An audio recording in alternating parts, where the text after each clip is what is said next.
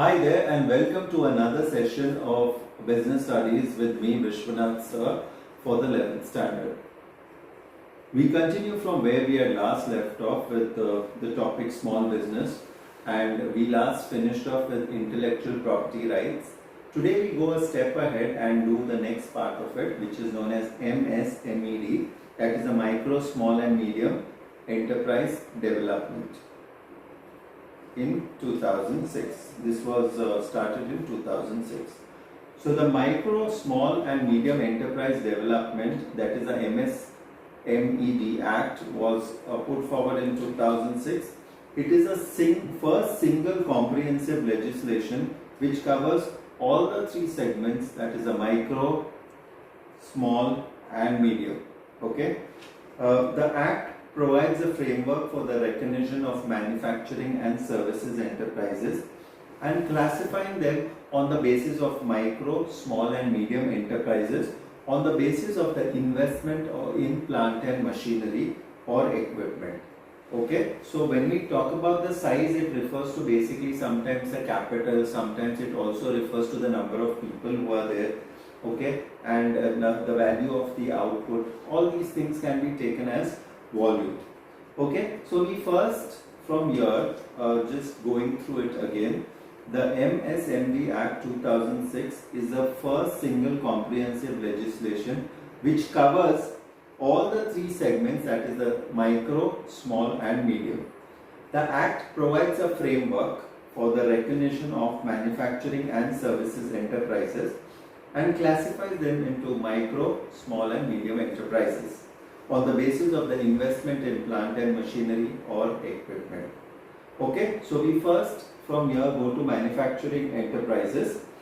It includes the enterprises engaged in the manufacturing of or production of goods pertaining to any industries specified in the first schedule of the industries, that is the Development and Regulation Act of 1951. Okay, so this has gone a step ahead. Now what do we learn from this? According to the investment in plant and machinery, the manufacturing enterprises can be classified as, if it is micro, it has to be a maximum of 25 lakhs in plant and machinery. If it is small, it has to be between 25 lakhs and 5 crores in plant and machinery. If it is medium, it is 5 crores to a maximum of 10 crores. So just repeating again, in the investment of plant and machinery, the manufacturing enterprises can be classified as micro if it is investing a maximum of 25 lakhs, small if it is between 25 lakhs and 5 crores, and medium if it is between 5 crores and 10 crores. Okay, so this is how we classify manufacturing enterprises. Now let us classify the service enterprises. Services basically refers to whatever is rendered and it goes to a maximum of 10 crores in equipment. So the first micro enterprise which we tell, the maximum investment is 10 lakhs in plant and machinery. In the small enterprises it is between rupees 10 lakhs and rupees 2 crores, and for the medium it is between 2 crores and 5 crores in plant and machinery. Okay, on this basis we classify manufacturing and services. Okay, so just repeating again, manufacturing services, if it is small, it is maximum of 25 lakhs. If it is medium, it is between 25 lakhs and 5 crores. And if it is small, if it is medium, it is between 5 crores and 10 crores. Now coming to the service part of it, thus the micro can be regarded as less than 10 lakhs, the small is between 10 lakhs and 2 crores, and the medium is between 2 crores to 5 crores in plant and machinery. Okay, so from here onwards, after going through the MSMD Act of 2006, where we are classifying the enterprises on the basis of micro, small and medium, we classify it into manufacturing and service enterprises. From here we now go to the meaning and nature of small business, because we have gone through various various concepts, and now we dwell it further. In this chapter, we shall concentrate the role of small-scale industries in the socio-economic development of the country. Various parameters can be used to categorize an enterprise into small-scale industries. Example, a business can be valued in terms of the number of employees, the value of output, the volume of sales, the investment in capital equipment, the usage of power, etc. The Micro, Small and Medium Enterprise Act of 2006 categorizes the business as small scale on the basis of the investment in plant and machinery, and these small scale industries can be further classified into traditional and modern. When we talk about traditional, those are things like handlooms, handicrafts, coir, sericulture, khadi and village industries. When we talk about the modern, it is small scale industries and power looms. So repeating again, on the basis of the MSMED Act, the small scale industries can be classified as traditional and modern. Traditional, we have got handlooms, handicrafts, coir, sericulture, khadi and village industries, and in the modern we have got small industries and power looms. Okay, so these are the classifications.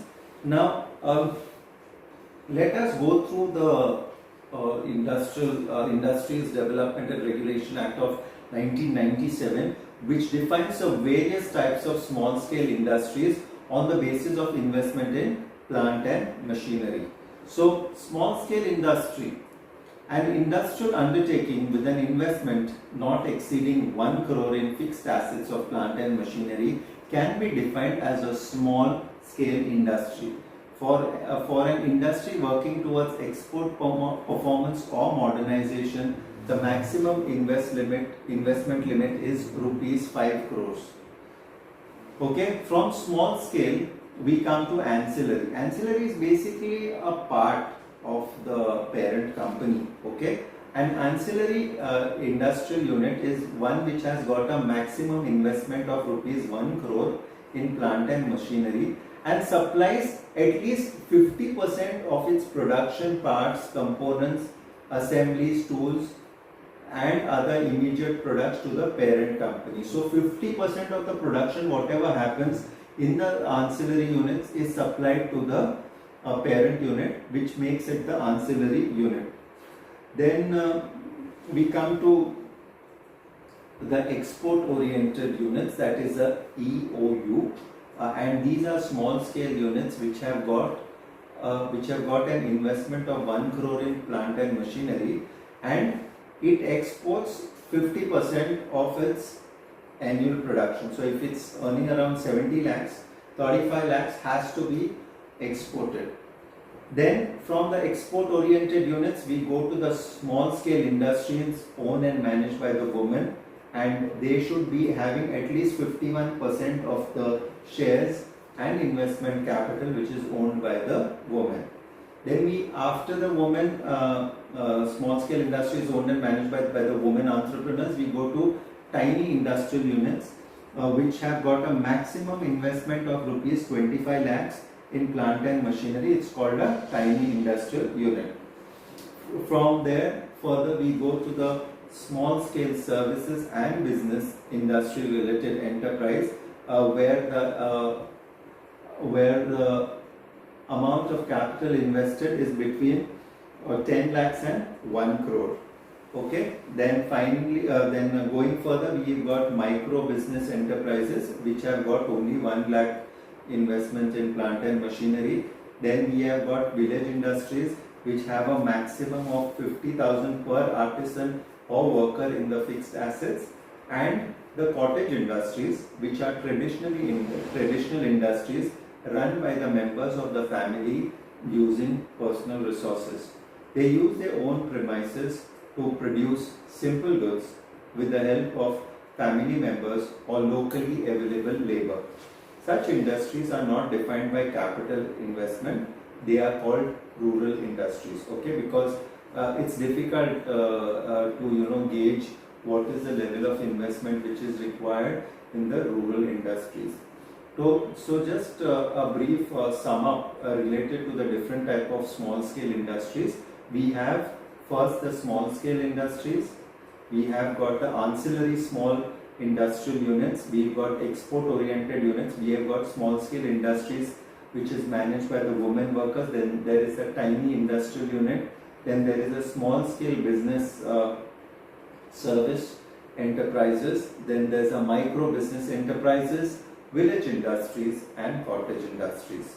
Okay, so this would basically sum up the meaning and nature of small scale business. Okay, please do go over through whatever we've done. Thank you so much. This is Vishwanath sir signing off.